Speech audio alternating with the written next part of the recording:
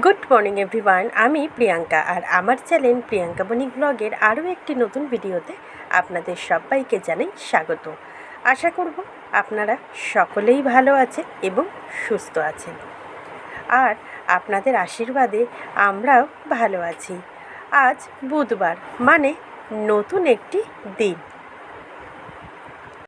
তো চলুন আপনাদেরকে সাথে নিয়ে শুরু করি আজকের আরও একটি নতুন ভিডিও।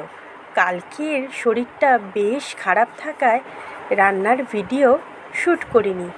ভিডিও তো শুধু শ্যুট করে ছেড়ে দিলেই ছেড়ে দেওয়া যায় না, সেটাকে আপনাদের সামনে আনতে গেলে তার পিছনে অনেকটাই পরিশ্রম থাকে, অনেক কষ্টও থাকে।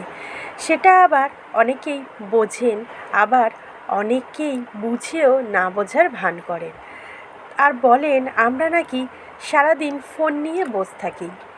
আমি এখানে বলবো, জানেন তো, ক্যামেরার সামনে কাজ করা আর ক্যামেরার পেছনে কাজ করার মধ্যে অনেকটা ডিফারেন্স। তাই কিছু না ভেবে কিছু মন্তব্য করার আগে একবার ভেবে করবেন।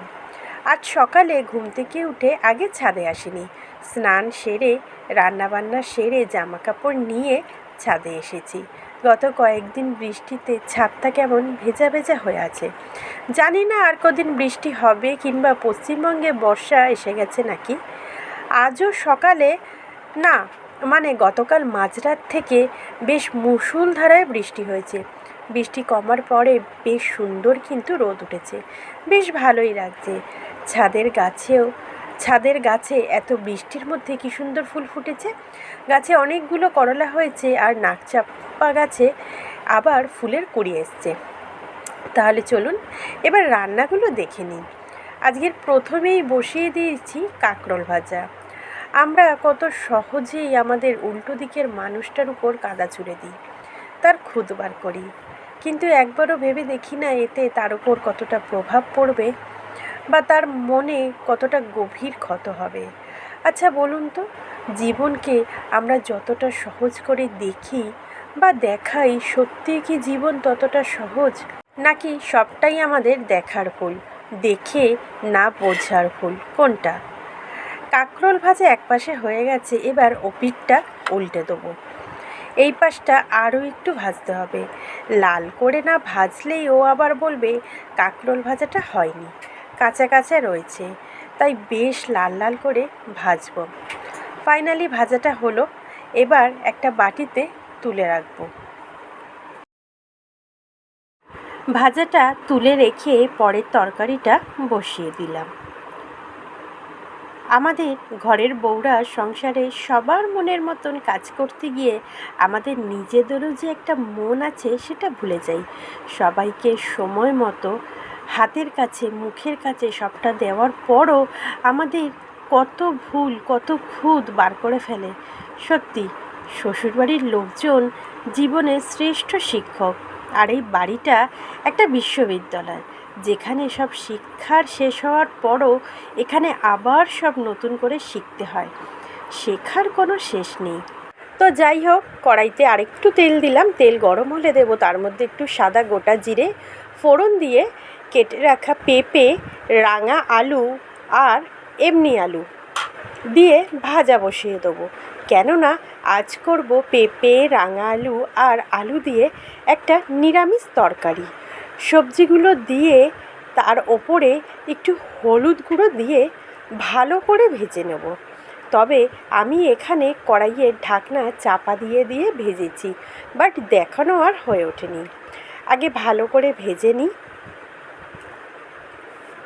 আমি এখানে সবজিটা ভাজতে ভাজতে বারবার বাইরের দিকে দেখছিলাম, কারণ আকাশটা ভালোই কালো করে আসছিল। এদিকে সব জামা কাপড়গুলো বাইরে, যদি এক্ষুনি বৃষ্টি আসে তাহলে একেবারে কেলেঙ্কারি হয়ে যাবে, সব জামা কাপড় ভিজে যাবে।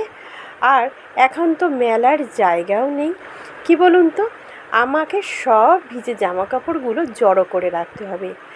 এদিকে তরকারির সবজিটা বেশ ভাজা হয়ে গেছে, তাই 4টে কাঁচা লঙ্কা চিড়ে দিলাম। লেখাটা ওপর দিকে তুলে দিলাম, না হলে তরকারিটা দেখতে অসুবিধা হবে, তাই কাঁচা লঙ্কা দেওয়ার পর দেবো আদা জিরে বাটা, লবণ, হলুদ, দিয়ে সামান্য একটু জল দিয়ে ভালো করে কষিয়ে নেব। আর তারপরে ঢাকনা চাপা দিয়ে দিয়ে কষিয়ে নেব। ঢাকনা চাপা দিয়ে কষালে তরকারিটা কিন্তু বেশ সুন্দর মজবে। এত সুন্দর করে কষানো হয়ে গেছিল যে কষাতে কষাতে পেঁপে আলু সব সেদ্ধ হয়ে গেছিলো। আসলে যে কোনো কাজ মন দিয়ে করলে ভালো হতে বাধ্য, সেটা রান্না হোক বা যে কোনো অন্য কাজ। তরকারিটা এবার বেশ কিছুক্ষণ ছেড়ে দেবো কষতে দিতে। ঢাকনা চাপা দিয়ে দেবো যাতে তরকারিটা ভালো করে কষানো হয় আর সেদ্ধ দুটোই হয় আর কি। বেশ কিছুক্ষণ পরেই ঢাকনা খুলে দেখলাম তরকারিটা দারুণ কষানো হয়েছে। এবার জল অ্যাড করব। তরকারিটি কিন্তু বেশ মশলার সাথে কষে গেছিলো। খুন্তি দিয়ে মিশিয়ে দিলাম তরকারিটা। আবার ঢাকনা চাপা দিয়ে দেবো।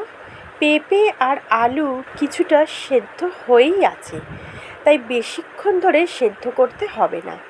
কিছুক্ষণ পর ঢাকনা খুলে দেখলাম সবজিগুলো মানে পেঁপে, রাঙা আলু, এমনি আলু সব সুন্দর সেদ্ধ হয়ে গেছে। এবার ঘি আর গরম মশলা দিয়ে মিশিয়ে নামিয়ে নেব।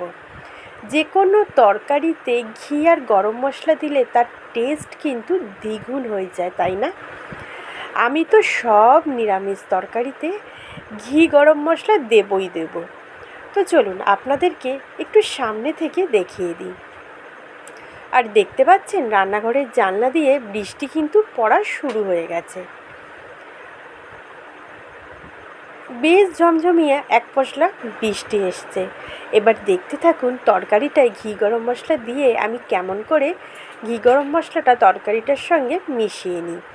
এই লেখাগুলি না আর লিখতে ইচ্ছা করছিল না, তাই আর লিখলাম না। এখন মোবাইল খুললেই দেখি যার ভিডিওই আসুক না কেন প্রথমে লেখায় কিন্তু শুরু হয়ে যায় ভয়েস ওভারের থেকে। তাই আমাকেও এখন আপনাদের থেকেই শিখে একটু লিখে দিতে হচ্ছে। এবার বসাবো ডিমের ঝাল। ডিমগুলো আগে সেদ্ধ করে নিয়েছিলাম। কড়াইতে তেল গরম করে তাতে হলুদ গুঁড়ো দিয়ে সিদ্ধ করা ডিমগুলো দিয়ে ভাজা করে নেব। তারপর ডিমগুলো তুলে ওই তেলে পেঁয়াজ কুচি, রসুন কুচি দিয়ে বেশ লাল লাল করে ভাজা করব। আমি কালকের কোনো বড় ভিডিও দিতে পারিনি, তাই আগের দিনেরই কিছু কমেন্ট শেয়ার করি। কবিতার কথা চ্যানেল আইডি থেকে বলেছেন, প্রথম দেখলাম আপনার রান্না, নতুন বন্ধু হলাম। থ্যাংক ইউ আপনাকে ভিডিওটি দেখার জন্য আর নতুন বন্ধু হয়ে পাশে থাকার জন্য। কাদিজা চ্যানেল আইডি থেকে বলেছেন, দারুণ সুন্দর রান্না হয়েছে। থ্যাংক ইউ আপনাকেও এত সুন্দর একটা কমেন্ট আর ভিডিওটা দেখার জন্য আর পাশে থাকার জন্য। আগামী দিনে ঠিক এইভাবেই আমার পাশে থাকবেন। পেঁয়াজটা বেশ সুন্দর করে লাল হয়ে ভাজা হয়ে গেছে। এবার কাঁচা লঙ্কা কুচি অ্যাড করে দিলাম আর কি। তারপর আবার কিছুটা ভেজে নিয়ে হলুদ গুঁড়ো দেব আর সামান্য জল দিয়ে খুব ভালো করে কষিয়ে নেব। ভেজে রাখা ডিমগুলো অ্যাড করে দিলাম কষানো মশলার মধ্যে। ডিমটা আরও একটু নাড়াচাড়া করে জলটা অ্যাড করব। তবে আজকে ডিমের ঝালে মানে একদম গামাখা গামাখা হলেই কিন্তু জলটা অ্যাড করব।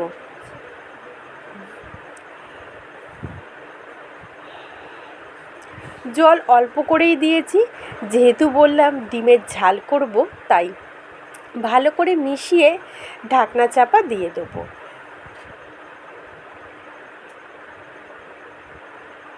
কিছুক্ষণ পর ঢাকনা খুলে দিয়ে দেখলাম যে জলটা অনেকটাই শুকিয়ে গেছে। এবার একটু সানরাইজ গরম মশলা দিয়ে ভালো করে মিশিয়ে নিয়ে ডিমের ঝালটা কিন্তু নামিয়ে নেব। তবে আজকে ডিমের ঝালে কোনো রকম লঙ্কার গুঁড়ো দিইনি। কি দেখুন তো ভালো লাগলো কি না। আর ভিডিওটি ভালো লাগলে প্লিজ পাশে থাকার অনুরোধ রইল আপনাদের সবাইকে।